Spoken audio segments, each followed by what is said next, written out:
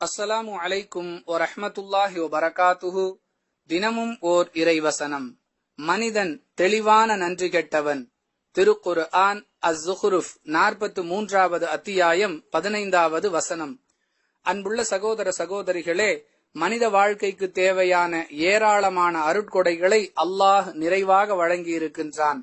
ஆனால் மனிதனோ அதற்கு தகுந்தாற் போன்று நன்றி செலுத்துவதில்லை என்பதை உணர்த்தும் விதமாகவே மனிதனை தெளிவான நன்றி கெட்டவன் என்ற வார்த்தையை கொண்டு அல்லாஹ் அடையாளப்படுத்துகின்றான்.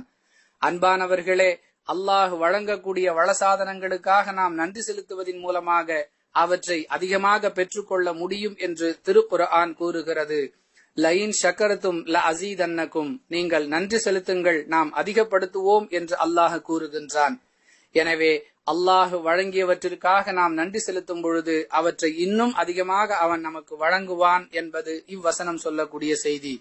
அல்லாஹுவுக்கு நன்றி செலுத்தி பழகுவோம். வாஹிரு தஅவானா அனில் ஹம்துலில்லாஹி ரப்பில் ஆலமீன். அஸ்ஸலாமு அலைக்கும் வரஹ்மத்துல்லாஹி வபரகாத்துஹு.